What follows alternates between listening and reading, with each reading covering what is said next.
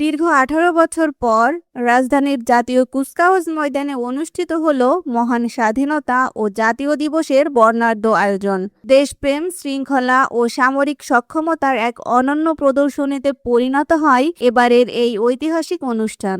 রাষ্ট্রপতি মোহাম্মদ শাহাবুদ্দিন প্রধান অতিথি হিসেবে উপস্থিত থেকে এই কুচকাওয়াজের সালাম গ্রহণ করেন।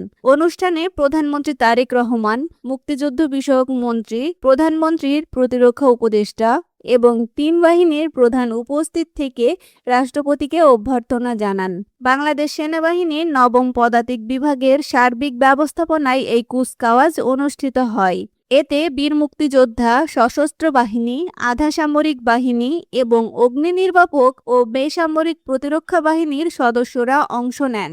কুচকাওয়াজে বিভিন্ন বাহিনীর সর্বমোট ২৫টি দল অংশগ্রহণ করে রাষ্ট্রপতিকে সালাম প্রদান করে। সুসজ্জিত সামরিক যানবাহনে বীর মুক্তিযোদ্ধাদের অংশগ্রহণ ছিল অনুষ্ঠানের অন্যতম আকর্ষণ। পাশাপাশি সশস্ত্র বাহিনীর আধুনিক সমরাস্ত্র প্রদর্শন, ছত্রিশ সেনাদের দুঃসাহসিক লাফ এবং বিমান বাহিনীর মনোমুগ্ধকর বিমান কসরত দর্শকদের মুগ্ধ করে। নতুন প্রজন্মের কাছে মুক্তিযুদ্ধের ইতিহাস তুলে ধরতে রাজধানীর বিভিন্ন সড়কে প্রচারপত্র ও বিশাল চিত্রফলক স্থাপন করা হয়। দীর্ঘ বিরতির পর এই আয়োজনে দেশের মানুষের মাঝে নতুন করে স্বাধীনতার চেতনা জাগ্রত করার পাশাপাশি জাতীয় ঐক্য ও গৌরবের এক উজ্জ্বল দৃষ্টান্ত স্থাপন করেছে। অনুষ্ঠানটি রাষ্ট্রীয় ও বিভিন্ন বেসামরিক সম্প্রচার মাধ্যম এবং বেতারে সরাসরি সম্প্রচার করা হয়।